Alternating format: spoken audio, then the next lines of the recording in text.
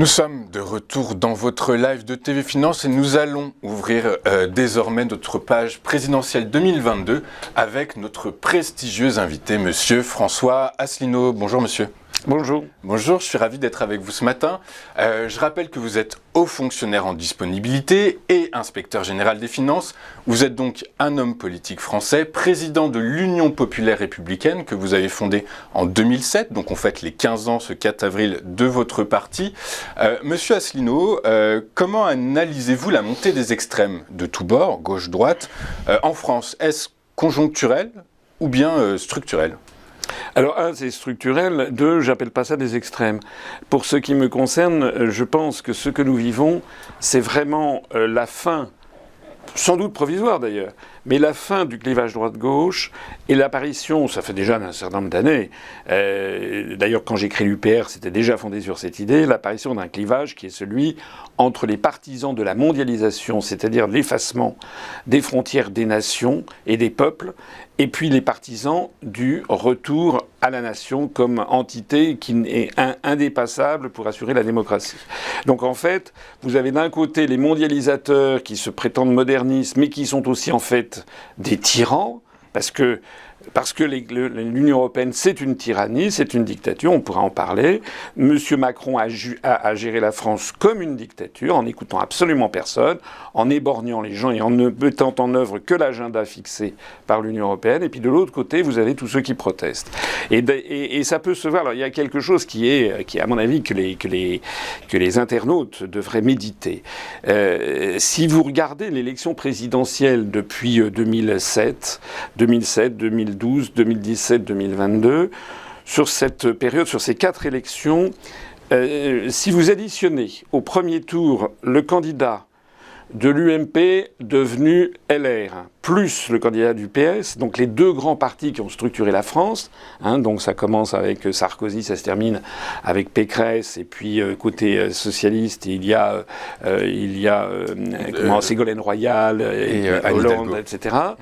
Là, si vous accumulez tout ça, on passe de à peu près 56% des suffrages en 2007 à 6,5%.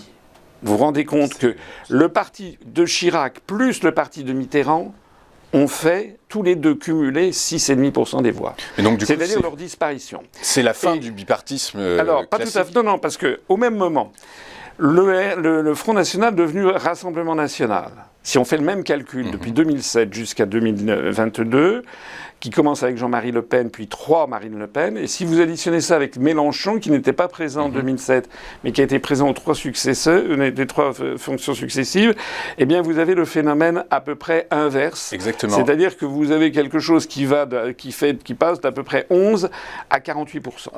En comptant Dupont-Aignan aussi également. Alors, si vous ajoutez, et ça c'est très important aussi, si vous ajoutez à Marine Le Pen et à Mélenchon, qui l'un et l'autre ont des programmes... Enfin, personne ne voulait sortir de l'Union européenne. Moi, je voulais le faire, je n'ai pas pu avoir mes parrainages. Mais sur les 12 candidats, si vous additionnez les pourcentages obtenus par les candidats qui ont présenté des programmes ouvertement ou explicitement ou implicitement contraire aux traités européens, je dis explicitement parce qu'il y en a qui le disent, par exemple, Mélenchon, dans sa profession de foi, dit si c'est contraire aux traités européens, nous désobéirons aux traiits européens.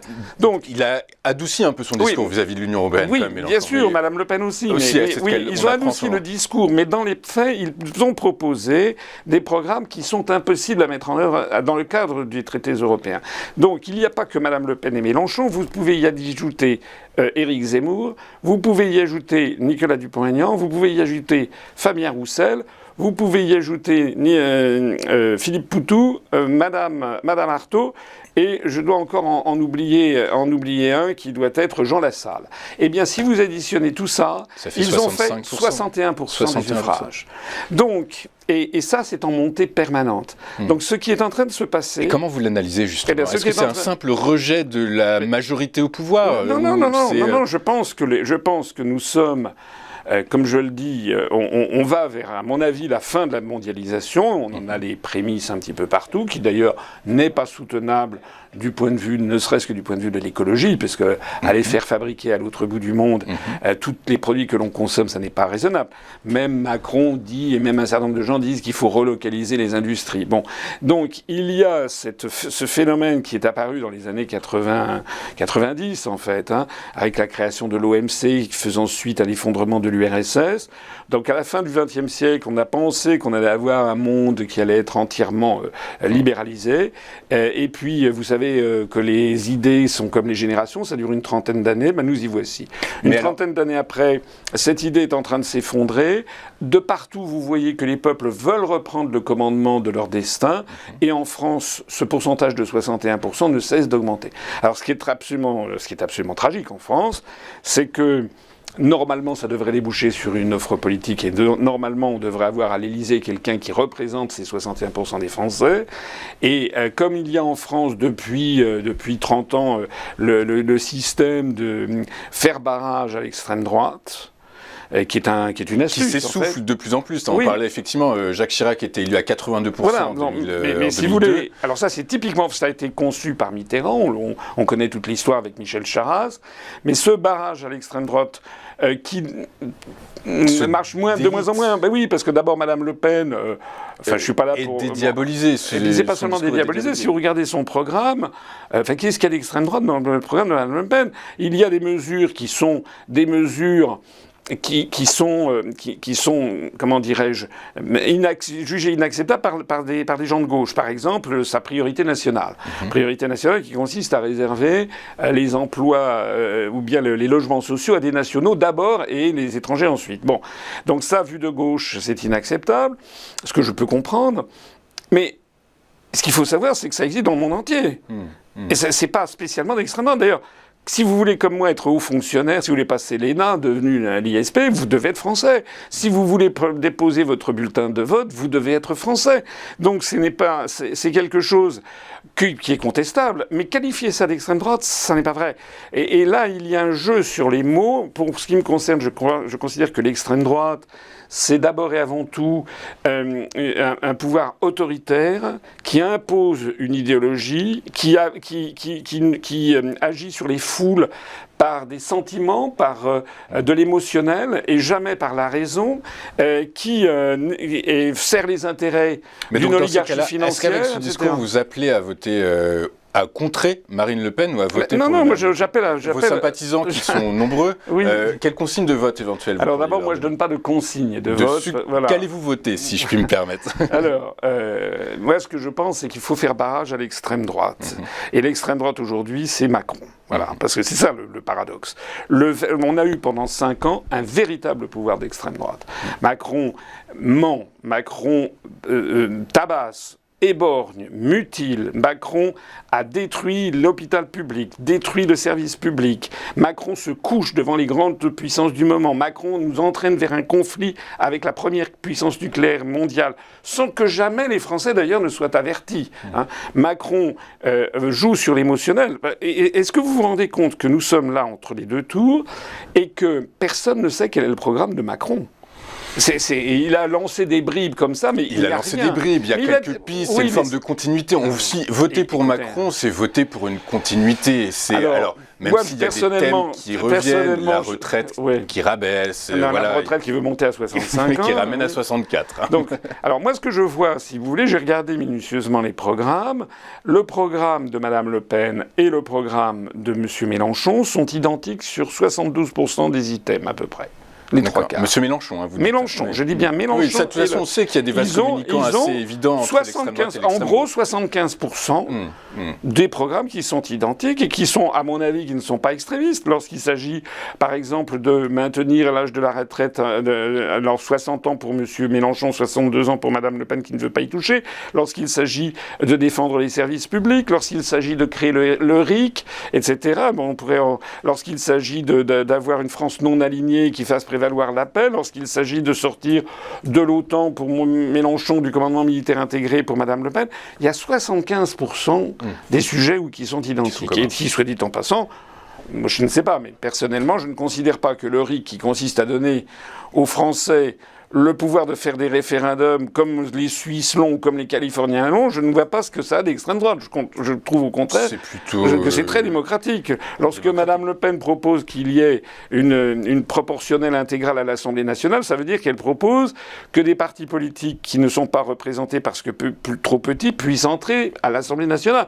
Je ne pense pas que ce soit une grande caractéristique de l'extrême droite que de faire venir plus de monde à l'Assemblée nationale. Non, donc ce que je veux dire par là, c'est que Mélenchon et Mme Le Pen ont un programme qui est à 3/4 compatible. Alors il y a des points sur lesquels ils sont en désaccord. Vous appelez à voter, à faire barrage à M. Macron. Oui, moi j'appelle absolument à faire barrage à Macron. Et je voulais terminer. Quand on compare en revanche le programme de Mélenchon et celui de Macron, il n'y a que 20% comparable. Donc il y a une anomalie profonde, c'est que normalement, M. Mélenchon, il y a 15 jours entre le premier tour et le deuxième tour. Les 15 jours ne sont pas faits pour les chiens. Si la Constitution a prévu qu'à la différence de toutes les autres élections, il n'y ait pas une seule semaine entre les deux tours, mais 2 semaines, c'est que la Constitution a prévu que les Français doivent avoir le temps de réfléchir et les candidats doivent avoir le temps de réfléchir à ce qu'ils font.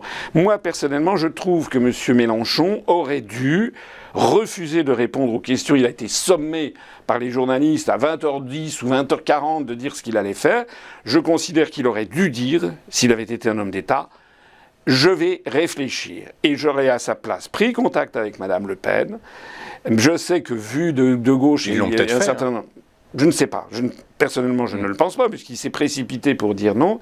Et je pense qu'il fallait, Mme Le Pen propose une union nationale, je pense qu'il fallait qu'il saisisse la balle au bon, et puis essayer de discuter. Ça a été quoi le Conseil national de la résistance en 43-44 ? De Gaulle est parvenu à mettre autour de la table des gens qui se haïssaient. Le Parti communiste français d'un côté, et à l'autre bout, il y avait des cagoulards, c'est-à-dire des anciens d'extrême droite, d'Eugène Deloncle, et qui étaient entrés dans la résistance. Il y a un moment, quand la patrie est vraiment en danger, je considère personnellement que Macron est un homme extrêmement dangereux. Il y a des moments où il faut savoir mettre de côté ses réticences. Moi, j'ai créé un mouvement il y a 15 ans pour sortir de l'Union européenne, de l'euro et de l'OTAN. Je pourrais dire, et je l'ai dit d'ailleurs, les 12 candidats qui se sont présentés, il n'y en a aucun qui proposait de sortir de l'Union européenne. C'était d'ailleurs la raison pour laquelle je voulais me présenter. Je ne veux pas me présenter pour le plaisir de me présenter. Est-ce que vous pensez... alors, je rappelle que vous n'avez pas eu vos parrainages. Hein. Oui. Vous aviez cherché à les avoir, mais vous les avez pas eus.